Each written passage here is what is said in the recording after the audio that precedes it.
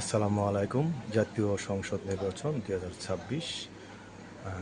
আমরা যারা প্রবাস থেকে পোস্টাল ব্যালট অ্যাপ্লাই করেছিলাম, যাদের হাতে পৌঁছেছে তারা ভোট দিয়ে অতি শীঘ্রই পোস্টাল ব্যালটগুলি খামে ভর্তি করে পোস্ট অফিসের মাধ্যমে বাংলাদেশে পৌঁছে দেন, যাতে নির্দিষ্ট সময়ের মধ্যে পোস্টাল ব্যালটগুলি বাংলাদেশের আপনার নির্দিষ্ট পোস্ট অফিসে পৌঁছে যায়।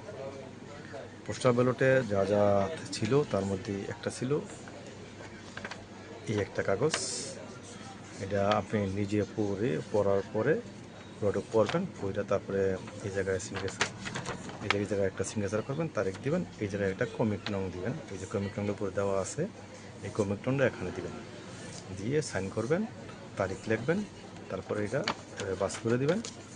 তারপরের কাগজগুলো আর একটা হ্যানা ভোট, এটার মধ্যে প্রশ্ন দেওয়া আছে হ্যানা ভোটের জন্য।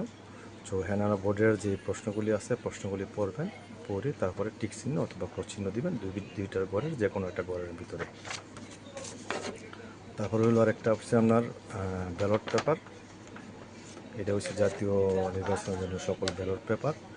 এই ব্যালট পেপারের মধ্যে সকল নির্বাচনী প্রতীকগুলি দেওয়া আছে।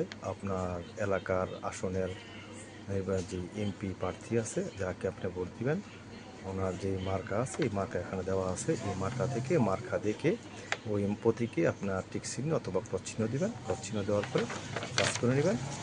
পাস করার পরে এখানে সাদা যে খামটা আছে ভিতরে, সাদা খামটা, এই সাদা খামটার ভিতরে ঢুকাই দিবেন। সাদা খামটার ভিতরে ঢুকাই দিবেন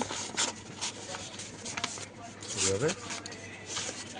সাদা খামটার ভিতরে ঢুকানোর পরে একটা হলুদ খাম আছে, এটা গাম লাগানো আছে।